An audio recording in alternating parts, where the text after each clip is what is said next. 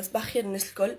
الحاجة اللي نحب نبدأ بها هي إني نترحم على روح ال11 صغير اللي توفى واللي هما ولاد تونس، واللي للأسف ذنبهم الوحيد اللي هما تولدوا في بلاد كيما تونس اللي هي بلاد فاشلة على بأتم معنى الكلمة بكل المقاييس على جميع الأصعدة والمستويات. صغار هذوما شو الناس الكل، ومانيش هنا اللي باش ندافع على إطار طبي لا على إطار شبه طبي لا على حتى حد، خاطر مهما كان اللي غلط لازم يخلص، وما فما حتى حد في الدنيا هذه فوق القانون. انا هوني اليوم باش نحكي لكم على حاجات تصير في السبيطارات، ماهيش سبب في موت 11 ولا 14 ولا 100، هي سبب في موت الالاف والالاف كل يوم. اي نعم، هي سبب في موت الالاف والالاف كل يوم. نبداو بالحاله هذه. اذا كان انا باش نحكي لكم الفيرسيون اللي خرجتها وزارة الصحة في شخص مديرة الصحة اللي قالت جرثومة موجودة في السيرة. دونك أنا كطبيب مشيت شفت الصغيرات، شفت اللي حالتهم تقتضي اللي هما لازمهم سيرو باش نقرب الناس الكل يعلقوا لهم سيرو. طلبت من الفرملي اللي معايا اللي هي حاجة بنال باغمي لي تاش نتاعو، حاجة يعمل فيها كل يوم، إنه يمشي على سيرام. نقل للفارماسي نتاع السبيطار، جاب بوش سيرام الأصل فيه إنها تكون متعدي على 99 ألف تحليل، ومتأكدين اللي ما فيهش جراثيم، اللي ما فيهش أغلاط، اللي ما فيها حتى شيء، واللي هي ستيريل للعباد اللي نجموا يفهموني، معناها خالية من الجراثيم. دونك علق هو البوش هذيك، تعديت في دم الصغار، طلعت فيها جرثومة مناعتهم ضعيفة. عملت لهم حاجه اسمها شوك سيبتيك اللي هو تواجد الجرثومه في جميع اجزاء البدن، واللي وفات للاسف بالفاجعه هذه وبموت صغيرات هذوما. الذنب هنا ذنب شكون؟ ذنبي انا اللي قلت له برا امشي يكتب لهم سيرام، والا مش انا معناها كشخص، ذنب الطبيب اللي طلب منهم انه يمشي يكتب لهم سيرام، ذنب الفرملي اللي عداهم، ولا ذنب العصابات اللي قاعده تجري في دويات بأبخس الأثمان وما همش متأكدين منها. علاش؟ خاطر وزارة الصحة وزارة فالسة في ميزانية 2019. نجموا تثبتوا من كلامي، ميزانية نتاع وزارة الشؤون الدينية وميزانية وزارة الصحة بخيس قد مش من أقل الميزانيات، هي ربما أقل ميزانية. دونك هذا الكل واللي صار الكل ماهيش حاله معزوله. نجم نحكي لكم ما اكثر وما افظع. نجم نقول لكم اللي عمليه القلب نتاع الصمام الابهر اللي كانت تتعمل في تونس توقفت. علاش؟ خاطر الوزاره ما عادش عندها الحق باش تدفع حقها. عمليه القلب المفتوح توقفت. نجموا تخيلوا معايا اكثر من 300 مريض يستناو في العمليه هذه، بخلاف الحالات اللي باش نكتشفوها في الايام القادمه واللي كل يوم نكتشفوها، اللي هما عندهم مشكله في الصمام الابهر ولازم يتبدل. هذوما كلهم ما همش يعملوا العمليه، وللاسف الشديد بعد ايامات باش يسمعوا بهم توفوا، خاطر ما عادش عندنا حتى حلول.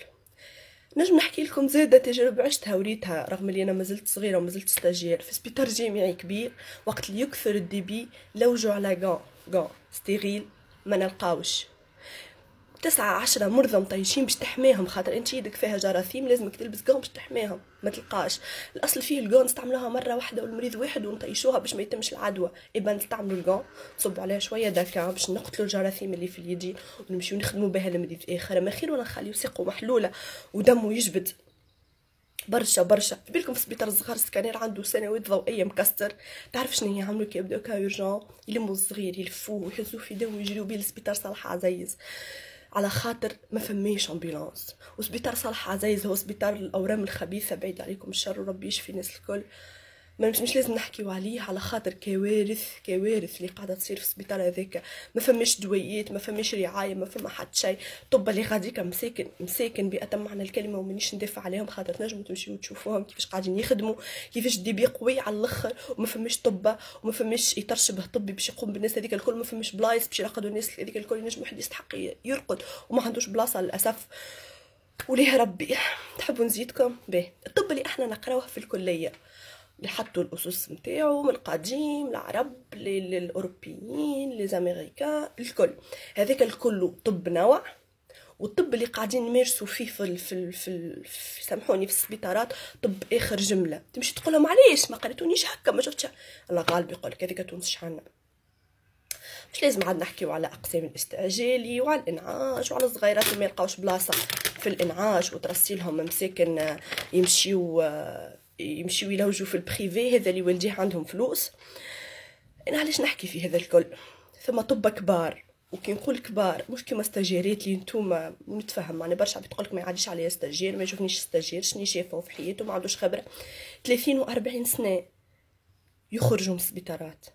يسافروا ويخدموا لبرا، الاكيد ما همش يلوجوا على وضعيه ماليه احسن، معناها خاطرهم فانت كارير ابخيتو معناها. اما يخرجوا علاش؟ خاطر يقولك قبل ما نكمل انا كاريري خليني نطبق الطب الصحيح مره في حياتي، خليني نخدم بليزوتي والماكينات والحاجات اللي لازمني بالحق نخدم فيها، خلي يكون السوسي نتاعي الوحيد اني نداوي المريض، مش اني نداويه واني نلوج له على بلاصه في الانعاش واني نلوج له منين يجيب الدواء واني وهذا الكل معناش فيه مزيه، خاطر للاسف هذيك هي الحال في تونس، والدومينات الكل وجودي بيا الكل تعاني، ما فما حتى دومين سالم ولله الحمد. احنا في السبيطارات بعد ما يخرجوا الطب هذم الكل شكون يعلمنا؟ ما بقى حتى حد باش يعلمنا الطب الصحيح، بقاو كعبتين وكعبه اللي انا بالحق من نحب نشكرهم، خاطر الصحه العموميه واقفه عليهم ومازالوا يضحيوا بوقتهم بعائلاتهم كما قالت، يخدموا تحت الانقاض باش يعلمونا كيفاش نحاربوا على الطب، باش يعلمونا كيفاش نكونوا قويين وكيفاش نجموا نكملوا بالصحه العموميه، رغم اللي للاسف هي ماهيش باش تكمل الصحه العموميه. شنو هي الحل اللي يلقاوه؟ الوزير يستقيل، على اساس استقالة الوزير هي اللي باش تحل لنا المشاكل الكل. شنو هو الحل اللي يلقاوه؟ الهرسله، التهديد، ستاج نون فاليدي، باش نقصوا لك الشهريه، باش نعملوا ديجا نصور لكم تفرجتوا في الفيديو نتاع القرصه اللي خذتها الممرضه خاطرها تحكي في الواقع مسكينه. دونك هذيك كل شيء، هذيك الدنيا الكل اللي احنا نجموا نعملوها، وهذيك الدنيا الكل احنا نجموا نواجهوها، قطع الارزاق هذيك الكل. دونك الوزير كي استقال ما حلش المشكله، والمشكله عمرها ما هي باش تتحل مادام نحنا ساكتين على الصحه العموميه وعلى قاعد يصير في الصحه العموميه. واذا كان مثلك عبد في السبيطار ينجم يكون اهمال طبي، اما ينجم يكون اهمال نتاع منظومه صحه كامله. يعني انا كي يجيني واحد في القاغد استوبالجيك حاجه تنحي له وجيعه سهله برشا، معناها كل سبيطار لازم نورمالمون عنده من هالالاف، ونقول له ما عنديش، يهبط يشري من الفارماسي دو نوي، وساعات يجيب لك 3 و4 و5 المواطنين مساكن ويقول لك اسمع خليهم عندك باش كي يجي مريض يستحقها وكعديله. هاكا ما نحبش نطول عليكم، حكيت لكم غيظ من فيض من اللي قاعد يصير في سبيطارات تونس الكل للاسف، وللاسف الشديد هذيك هي اللي نعانيو فيه نحنا واللي تعانيو فيه نتوما المواطن والمريض. صحيح انا نعاني معاك في السبيطار ونضرب معاك ونقعد في الليل وكل شيء، اما من بعد نروح على روحي هذا اللي يعاني فيه، ولا حتى كان بتقاغد ولا حتى كان ماهوش نفس معاناة المريض مسكين اللي ما يلقاش دواء، الام اللي ما تلقاش سكانير لولدها. الغالط في هذا الكل لازمنا نفهموا باهي اوكي اهمال طبي طبيب والا فرملي يتحملوا جزء من المسؤوليه متفاهمين، اما راهو الاصل في هذا الكل هو العصابات اللي تعدي في دواء فاسد، هو العصابات تعدي في بنش فاسد، هو العصابات اللي قاعده تسرق في الصحه العموميه وتسرق في كل شيء، باش المواطنين ما يجيش نهار ويلقاو باش يداواو، باش ما يجيش الصغير ويتعدلوا ابسط الحاجات في الطب، بوش سيروم ما فيهش جراثيم. دونك سامحوني كان طولت عليكم، وبعد هذا الكل جوست نحب نقول لكم كلمه بركه، بربي خلينا نقفوا للصحه العموميه. طب وحدهم ما ينجم يعملوا شيء، الاطار الشبه الطبي وحده ما ينجم يعمل شيء، لازم المواطنين معانا. الامهات هذه راهو حتى شيء راهو اللي قاعد يصير في الحلول اللي يلقاوها، الحل يلقاه الوزير يشدك 10 سنين يقولك اقعد 10 سنين نخدم في تونس بالسيف عليك، نقعد 10 سنين في تونس عليه باش العباد تموت باش ما نجم نعمل لهم حتى شيء. شنو هي الحلول اللي انتم قاعدين تلقاو فيها للصحه العموميه؟ ضربه اثنين جايبين لنا وزير، 11 وزير في 7 سنين، 11 وزير لا واحد فيهم ينجم يعني من 11 وزير في 7 معناه كل حاجه قد 7 شهور. شنو هي الحاجه اللي نجم يعملها وزير في 7 شهور؟ بربي يحطوا اهل المهنه وحطوا اهل الدومين ويزيونا بلا سياسه، عملوا سياسه في كل شيء كان في صحه المواطنين. في الاخر بالكل جست نحب نقول الله يرحمهم وان شاء الله ولدهم ما يسلموش في حقوقهم ويشكيو. في الاخر باش يطير فيها راس ولا زوز كالعاده وترجع الماكينه تدور، اما على الاقل كل واحد يشد صحيح من المنبر نتاعو. السلام عليكم ورحمه الله وبركاته.